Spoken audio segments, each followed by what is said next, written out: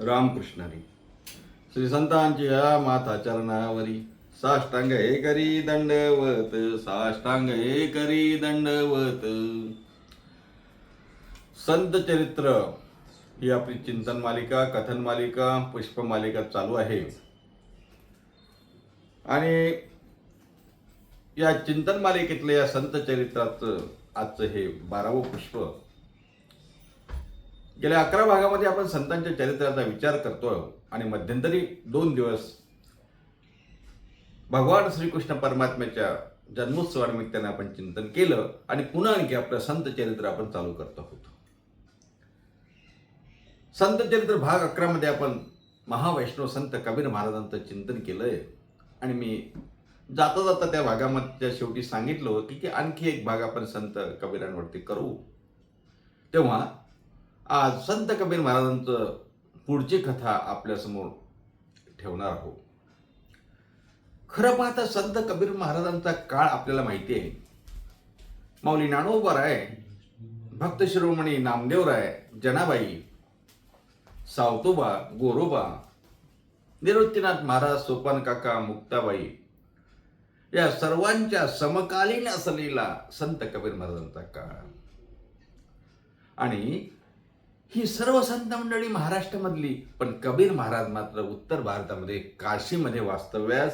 जन्म ही काशीतला, कर्मभूमी ही काशी. मी सांगण्याचं कारण माहिती आहे का काय आहे? आपण मागच्या भागामध्ये कथा बघितली, पण एक गोष्ट मी आज तुम्हाला मुद्दाम सांगतोय की त्या काळामध्ये मुस्लिम कुटुंबामध्ये एखाद्याने जन्माला येऊन अवतार घेऊन भगवंताचं, रामाचं नामस्मरण करावं, काय विरोध झाला नसेल का?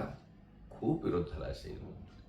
हा तर झाला स्वधर्माचा, स्वजातीतील लोकांचा विरोध. परंतु त्याहीपेक्षा पुढे जाऊन सांगतो, वाराणसी, काशी ही भगवान शंकराची भूमी महाराज, विश्वनाथाची भूमी, पवित्र भूमी आहे बरं का. हो, पवित्र भूमी आहे. तुम्ही विश्वनाथ दिनरंकमयनाथ, कृपा कराल ती थोडी, पाया पडिलो बराडी. काशी ही शैवांची भूमी आणि त्या काळामध्ये शैव आणि वैष्णव हा वाद विकोपाला गेलेला महाराज. शिवभक्त आणि विष्णुभक्त आपसामध्ये जमायचं नाही, वैरच म्हणा. शिवभक्त विष्णुभक्तांना कमी समजायचे, विष्णुभक्त शिवभक्तांना कमी समजायचे. त्या काळामध्ये काशी क्षेत्रामध्ये, भगवान शंकराच्या क्षेत्रामध्ये एक कोणी विष्णुभक्त, भगवान रामकृष्ण प्रभूचं, भगवान रामचंद्राचं, विष्णूचं नामस्मरण करतो. विरोध झाला असेल की नाही? नक्कीच झाला असेल. म्हणजे एका प्रतिकूल परिस्थितीमध्ये असून सुद्धा, सर्वत्र प्रतिकूलता असताना सुद्धाही आपल्या नामस्मरणापासून वेगळे न जाणारे हे कबीर महाराजांचं ते वैशिष्ट्य आहे महाराज. एक सांगू का, आपण भाग्यवान आहोत. का हो? कारण माऊली ज्ञानोबाराय, नामदेवराय, तुकोबाराय, नाथराय या संतांनी तुम्हा आम्हाला विष्णू आणि हरिमधला भेद, काही भेद नाही हे सांगितलं. नाहीतर आपण भांडत बसलो असतो. मी शिवभक्त, तुम्ही विष्णू भक्त. शिव मोठा कोणी म्हटलं असतं, विष्णू मोठा. पण आमच्या संतांनी सांगितलं, भजन करी महादेव. महादेव विष्णूचं भजन करतात, विष्णू महादेवाचं भजन करतात महाराज. म्हणून तुकोबाराय म्हणतात ना, हरिहरा भेद नाही नका करू वाद. हरिहरामध्ये वाद करण्याचं कारण नाही हे आता कळते. माऊलींनी सांगितलं, तुकोबांनी सांगितलं, ज्ञानोबांनी सांगितलं, एकनाथ महाराजांनी सांगितलं, नामदेवरायांनी सांगितलं म्हणून. पण त्या काळामध्ये, अशा काळामध्ये कबीर महाराज काशी क्षेत्री विष्णूंचं नामस्मरण म्हणजे प्रभू रामचंद्राचं नामस्मरण करायचे. असे कबीर महाराज संसारापासून विरक्त, भगवत प्रेमामध्ये रत झालेलं, पांडुरंग ध्यानी पांडुरंग मनी, जागृती स्वप्नी पांडुरंग, असे भगवत प्रेमामध्ये रंगलेले कबीर महाराज. आणि मग कबीर महाराजांची कीर्ती सुद्धा वाढायला लागली महाराज, आणि दृष्ट सुद्धा वाढायलाच लागले नाही का. त्यांची निंदा करणारे पण वाढायलाच लागतात. हो, एकदा अशीच दिंडी आली वाराणसीला, काशीला. आणि मग दिंडी आली, काय असतील तेवढे लोक, 15, 20, 100 काय लोक असतील. आणि मग त्याने आता कुठेतरी मुक्काम करायचं, जेवणाची कुठेतरी व्यवस्था होतच असते दिंडीची नाही का. कुठेतरी गावातल्या दृष्ट लोकांनी सांगितलं, अहो दिंडीवाले तिथे जा कबीर महाराजांच्या घरी, तिथे जेवणाची खूप व्यवस्था, वैष्णव आहे, खूप चांगली व्यवस्था करेल तो. आता हे मुद्दामून केलं, तुम्हाला सांगतो मुद्दामून, कारण त्यांना माहिती आहे कबीर महाराजांकडे 2 वेळ जेवणाची व्यवस्था नाही, तिथे एवढ्या लोकांना जेवण कुठून देणार. पण त्यांची फजिती करण्यासाठी, जसं दुर्योधनाने दुर्वास मुनींना पांडवांकडे पाठवलं, कशासाठी?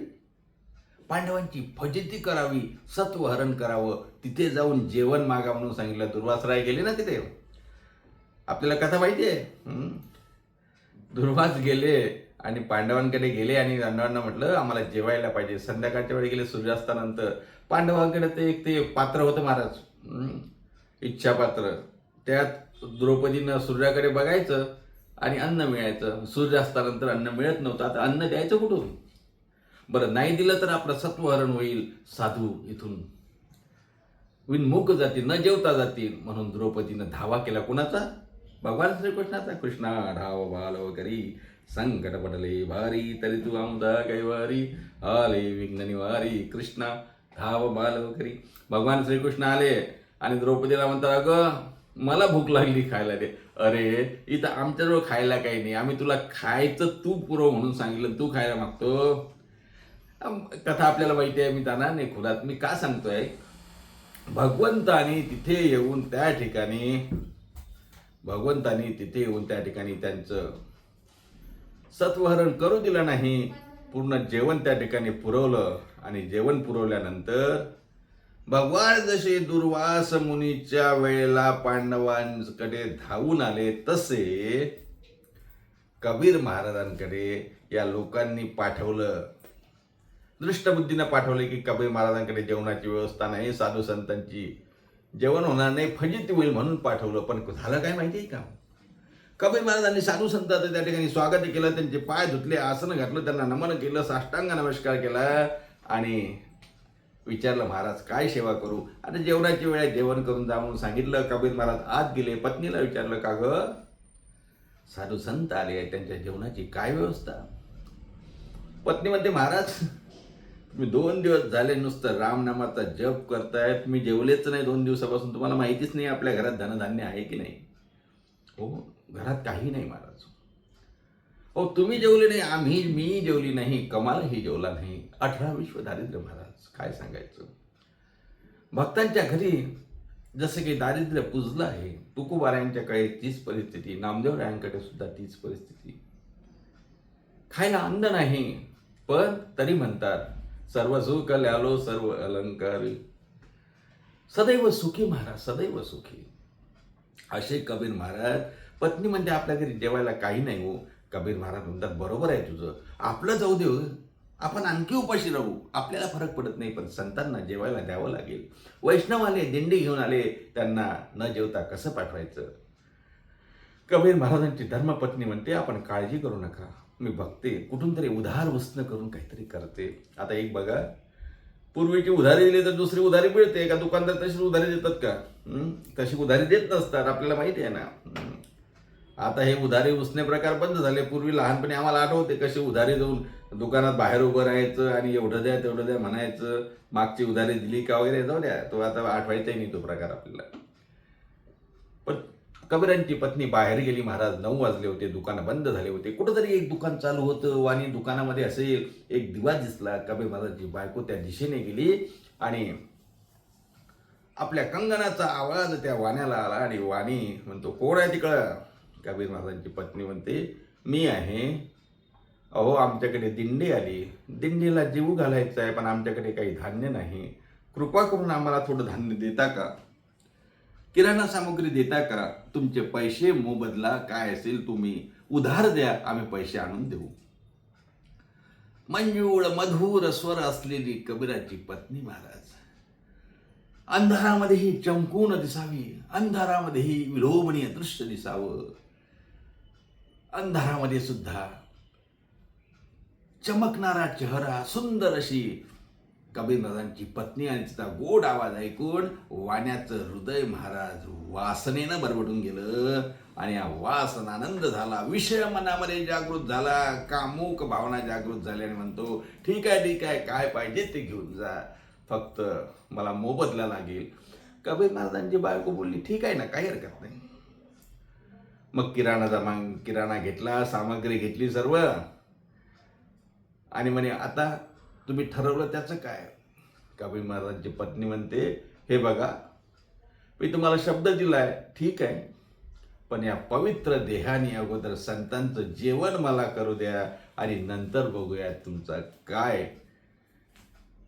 मी माझ्या शब्दाला जागणार एवढं नक्की आहे, परंतु सर्वप्रथम मला संतांचं जेवण, संतांसाठी स्वयंपाक करून त्यांचं जेवण करू द्या, नक्की येईल मी वापस. कबीर महाराजांची पत्नी सर्व किराणा सामग्री, धान्य सामग्री घेऊन गेली. घरी गेली, पाकसिद्धी केली, स्वयंपाक केला, संत महात्म्यांना जेवू घातलं. संत महात्मे तृप्त झाले आणि नंतर मग कबीर महाराजांना सांगितलं, रडायला लागली, महाराज खूप मोठी चूक झाली. कबीर महाराज म्हणतात, कशाची चूक? तू एवढं छान काम केलं, स्वयंपाक केला, संत साधू संतांना जेवू घातलं, अगं तू तर धन्य आहेस. म्हणे, मी धन्य जरी असेल, तुम्ही म्हणत असाल तुमचा मोठेपणा आहे, परंतु ज्या दिवशीपासून लग्न झालं त्या दिवशीपासून माझी काया तुम्हाला समर्पली आहे, तुमच्या परवानगीशिवाय. मी वाण्याला शब्द दिला महाराज, तेव्हा किराणा मिळाला, काय करू? कबीर महाराज म्हणता, काळजी करू नको. अगं पाप पुण्य आपल्या अंगाला लागतच नसते. पाप पुण्य संतांना, भक्तांना, शुद्ध अंतःकरणांना पापही नाही, पुण्यही नाही महाराज. कारण पाप पुण्य देवाच्या हाती आहे, आणि देवाच्या आणि संतांच्या संगतीत, त्यांच्या भक्तीत रंगलेल्यांना कुठं पाप पुण्य आहे? धर्माची तू मूर्ती, पाप पुण्य तुझे हाती. तेव्हा तू काळजी करू नको, चल, तू शब्द दिला आहे, बस माझ्या खांद्यावरती बसवलं. का खांद्यावरती बसवलं? पाऊस चालू होता, चिखल झालेला होता, आणि तू जर अशी चिखलात गेली, तुझे कपडे भरतील, आणि मग त्या किराणा वाण्याला असं वाटेल की तू मुद्दामून अशी आली. नाही, असं करायचं नाही, तुझा शब्द आहे, चल, तू काळजी करू नको. कबीर महाराजांनी खांद्यावर बसवलं, वाण्याच्या दुकानात घेऊन गेले, आणि कंगराचा आवाज आला, वाणी बाहेर आला. वाटच पाहत होता, हो, वाटच बघत होता, कारण विषयानं पूर्णपणे मनात त्याच्या विषय ठसला होता. कबीर महाराजांच्या पत्नीकडे ज्या भावनेने त्याने बघितलं होतं, त्याचं मन कुठंतरी त्याचं मनातल्या मनात, कधी कबीरांची पत्नी येते आणि कधी मी तिला आलिंगन देतो, कधी भेटतो, असं त्याला वाटत होतं. कबीर महाराजांची पत्नी आली, म्हणे, हो या, अरे तू एवढ्या पावसात चिखलात आली आणि तुझं अंग कसं भरलं नाही, चिखलानी पाय कसे भरले नाही? कबीर महाराजांच्या पत्नीने सांगितलं, माझे पती मला खांद्यावर घेऊन आले, कारण तुम्हाला त्रास होऊ नये म्हणून. अरे बापरे, हे शब्द ऐकल्या प्रभू श्री रामचंद्रानं काय त्या वाण्याच्या मनाचं परिवर्तन केलं असावं, किंवा कबीर महाराजांच्या पत्नीचे एका पतिव्रतीचे बोल ऐकले असावेत. त्याच्या मनाचा पालट झाला महाराज, आणि त्यांनी सांगितलं, कुठे आहे तुझे पती? कवाडा आड त्या ठिकाणी कबीर महाराज उभे होते. तसाच खाली पडला, दंडवत घातलं, कबीर महाराजांना नमस्कार केला आणि माफी मागितली. महाराज चुकलो, हो, खूप चुकलं, माझं माफ करा. मला आई समान असलेली माझी तुमची पत्नी आई समान, माझ्या आई समान आहे महाराज, माझं चुकलं, मला माफ करा.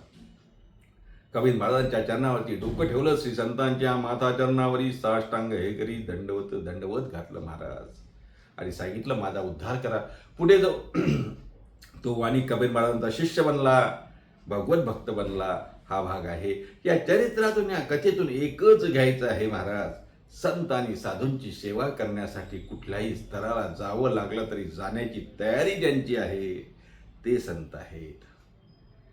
तुम्हाला ते शक्य नाही, आणि तुम्ही आम्ही करूही नाही. त्याचं कारण तुम्हाला सांगू का? सेवा केली पाहिजे, पण हृदय, संत हृदय तुमचं आमचं नाही ना. तुमचं आमचं संत हृदय आपल्याजवळ सर्व असताना आपली इच्छा होत नाही हो. हे प्रतिकूलतेमध्ये स्वतःचा जीव धोक्यात घालून पाप पुण्याचा विचार न करता करणारी मंडळी आहे, म्हणून ती संत आहे. कबीर महाराजांचा विचार करत असताना अनेक गोष्टीचा असा विचार येतो. आणखी एक कथा मला आवडते आणि ते मी तुम्हाला सांगणार आहो. कबीर महाराजांची पत्नी ही थोर भागवत भक्त होती. तसेच कबीर महाराजांचे पुत्र कमाल महाराज सुद्धा थोर भक्त आहेत. महाराज थोर भक्त आहेत, विरक्त आहेत, साधू संतांची सेवा करणारे आहे. असंच एकदा आणखी काही वैष्णववीर संत आलेत काशीला आणि कबीर महाराजांची त्यांनी चर्चा ऐकली होती. कबीर महाराजांच्या बाबतीत त्यांना त्यांची महती माहिती होती. रामानंद स्वामीचे शिष्य आहेत कबीर महाराज, रामभक्त आहेत हे माहिती होतं, वैष्णव आहे हे माहिती होतं. तेव्हा या वैष्णवांचा, वारकऱ्यांचा हा ताफा कबीर महाराजांच्या दिशेने गेला. कबीर महाराजांनी पुन्हा त्यांचं स्वागत केलं, कारण त्यांना माहिती आहे हो, संतां देवाची पूजा बाजूला ठेवून संतांची पूजा केली पाहिजे असं शास्त्र आपल्याकडे आहे की नाही. देव सारावा परते संत पूजावे आरते असं आपण म्हणतो ना. हो हो, कारण संतांची केलेली सेवा ही देवाला आवडते. अनेक प्रमाणावरून आपल्याला माहिती आहे. तुका म्हणे देवा त्यांची केल्या पावे सेवा, त्यांची केल्या पावे सेवा, त्यांची केल्या पावे सेवा. तुका म्हणे देवा त्यांची केल्या पावे सेवा. म्हणून संत सेवा हे महत्वाची ही गोष्ट आहे. देवाला आवडते, देवाला चांगले वाटते, देवाला गोड वाटते. नाथ महाराज म्हणतात, तुकोबारा म्हणतात ना, तुका म्हणे संत सेवा, तुका म्हणे संत सेवा, हे तो देवा उत्तम, हे तो देवा उत्तम, म्हणविता त्यांचे दास, म्हणविता त्यांचे दास. तुका म्हणे संत सेवा, हे तो देवा उत्तम. संतांची सेवा केली पाहिजे म्हणून त्या ठिकाणी आलेल्या संतांचं कबीर महाराजांनी पूजन केलं. महाराज त्यांची आसन घातलं, गाली संतांची आसने, पूजा करी काया वाचा म्हणे त्यांची पूजा केली, त्यांची सेवा केली. आणि आता जेवणाचं काय करायचं, पुन्हा आणखी पत्नीकडे गेले. का गं, जेवायला काय आहे? आता महाराज भक्तांच्या महात्म्यांच्या भागाला दारिद्र्य खूपच आलं. आपण अनेक संतांच्या कथा बघितल्या, आपल्याला माहिती आहे. तुकोबारायांचं दारिद्र्य, माऊलींचं हे व्यावहारिक दारिद्र्य आहे महाराज, पण त्यांनी कधीही त्या दारिद्र्याचा बाऊ केला नाही. सर्व सुखाला आलो सर्व अलंकार, नेहमी आम्ही सुखी आहो असं ते सांगतात. त्याचं कारण ते भक्तिप्रेमामध्ये सुखी आहेत, त्यांना बाकी सुखाची आवश्यकताच नाही. असं द्या. कबीर महाराज म्हणतात जेवणाची काय व्यवस्था आहे, काहीच नाही. तेवढ्यात कमाल म्हणतो, बाबा काळजी कशाला करता, बघू की आपण कुठे काही मिळते का. अरे बाबा, कुठे काही मिळणार नाही. ठीक आहे, चला आपण जाऊ, चला तुम्ही चला, आपण किराणा आणताना कोणी अडवलं नाही पाहिजे म्हणून तलवार वगैरे घ्या सोबत. घेतली, सोबत घेतली. कबीर महाराजांनी, कमाल महाराज बाहेर निघाले. 9, 9:30, 10चा वेळ असावी. सर्व दुकानं बंद झाले. महाराज कबीर महाराजांना आता काय करायचं. कमाल महाराज म्हणतात, बाबा काळजी करू नका, हे दुकान आहे ना, या दुकानामधून आपण सर्व सामग्री घेऊन जाऊ. कशी? मी या भिंतीला त्या ठिकाणी एक छिद्र करतो, या भिंतीला एक भोक पाडतो, भिंतीला एक छिद्र पाडला, त्या छिद्रातून कबीर महाराज पुढे मी आतमध्ये जातो. आपल्याला आवश्यक तेवढीच आजच्या जेवणापुरती, संतांच्या जेवणापुरती लागणारी सामग्री मी आतमधून घेतो आणि तुम्हाला देतो. आपलं काम होऊन जाईल. ठरल्याप्रमाणे कमाल महाराजांनी भिंतीला छिद्र पाडलं. कमाल आतमध्ये गेले. कमालांनी किराणा घेतला, सामग्री घेतली, धान्य घेतलं, पाहिजे तेवढंच घेतलं महाराज त्या रात्रीपुरतं आणि कबीर महाराजांना दिलं. आणि मग आता बाहेर निघायचं. तेवढ्यात कमाल महाराजांना वाटलं, अरे आपण हे छिद्र केलं, आपण गेल्यानंतर पुन्हा कोणी आलं नाही, दुकान लुटलं तर. म्हणून त्यांनी त्या दुकानदाराला उठवलं. ओ दुकानदार बाबा, उठा उठा. तो म्हणतो, कोण आहे रे? म्हणे मी चोर आहो. आता मला सांगा, कुठला चोर मी चोर आहो म्हणून म्हणत असतो? म्हणून संत हे चोर नाहीत महाराज. त्यांची भावना, अंतःकरण फक्त देवाच्या आणि संतांच्या सेवेसाठीच सादर असते. त्यांची वृत्ती चोरीची वृत्ती नाही. फक्त संत महात्म्यांना जेव घालावं ही त्यांची वृत्ती होती आणि त्यांच्या पुरतंच त्यांनी तिथून घेतलं होतं. तो सावकार, तो वाणी, तो व्यापारी, काय असेल, दुकानदार उठला आणि म्हणतो, अरे चोर. पकडून ठेवलं कमाल महाराजांना आणि म्हणतो, चोरी करतो का?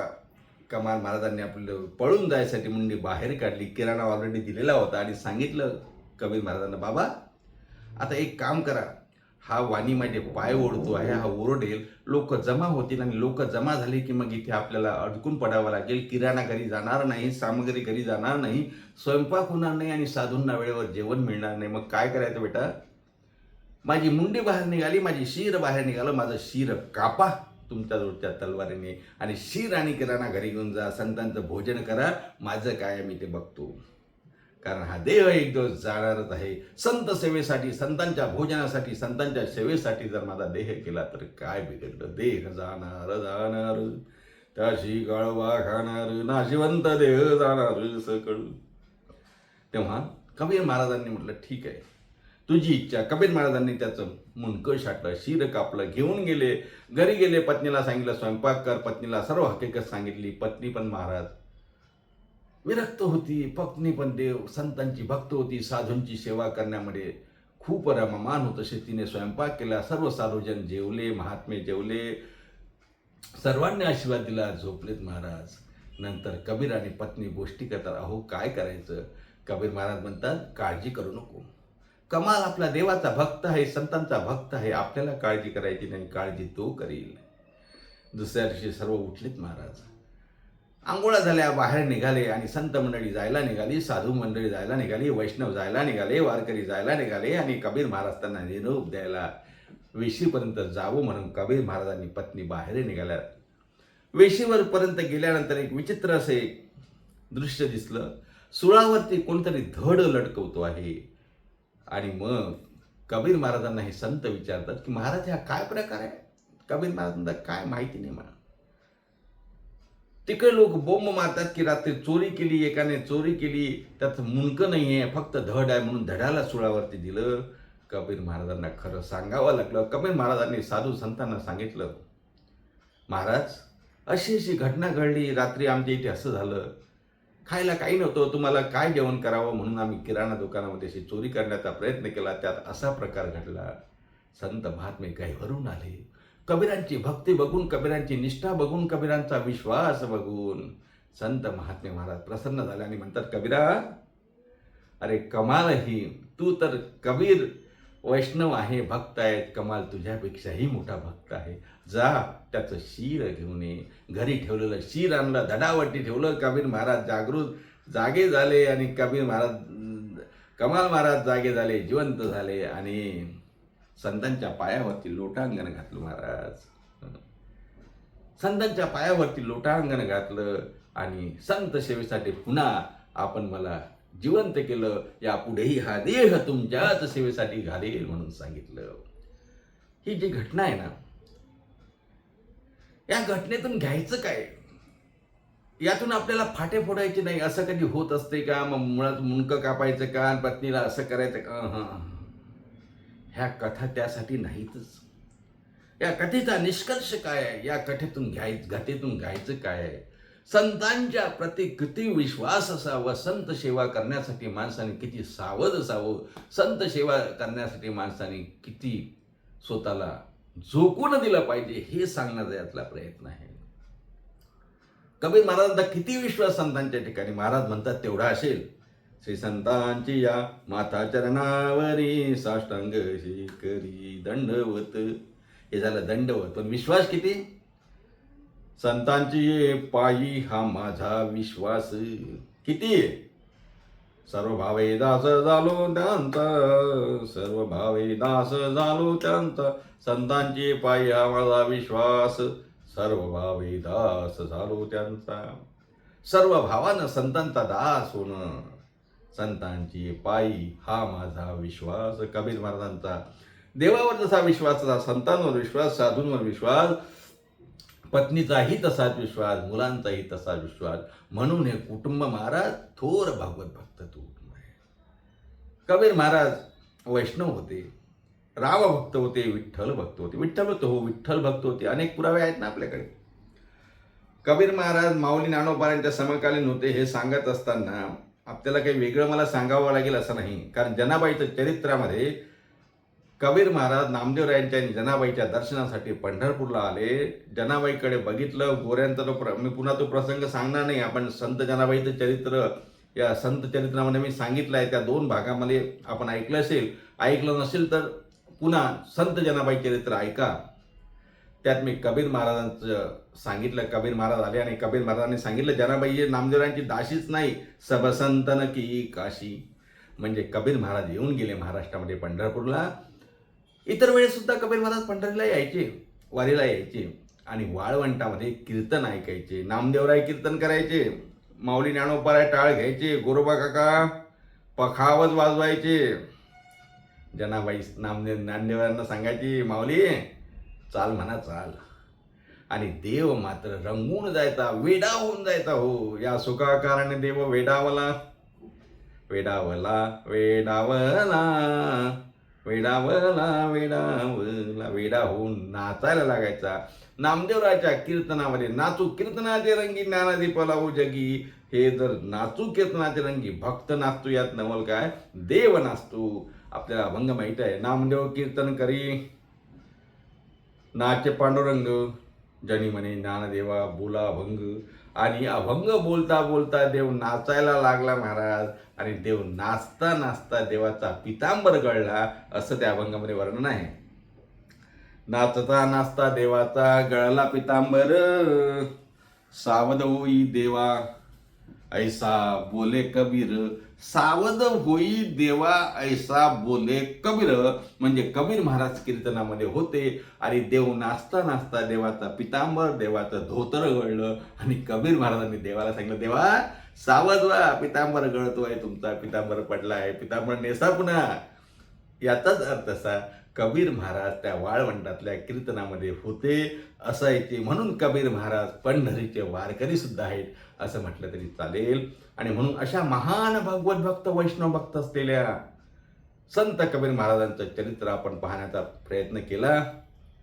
ही 2 भागाची चिंतन सेवा, कथा सेवा कबीर महाराजांच्या चरणी अर्पण करू. आणि आजचं हे 12वं पुष्प थांबवत असताना पुन्हा भेटूया पुढच्या भागामध्ये, संत चरित्र भाग 13 मध्ये. तोपर्यंत सर्वांना रामकृष्ण आणि एकदा भजन करू.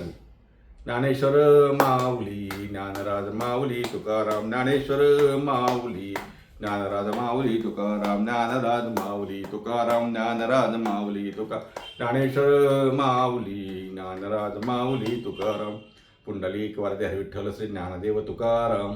दत्तात्रय जनार्दन श्री एकनाथ माऊली ज्ञानेश्वर महाराज की जय. जगद्गुरु तुकाराम महाराज की जय. शांती ब्रह्म श्री संत एकनाथ महाराज की जय.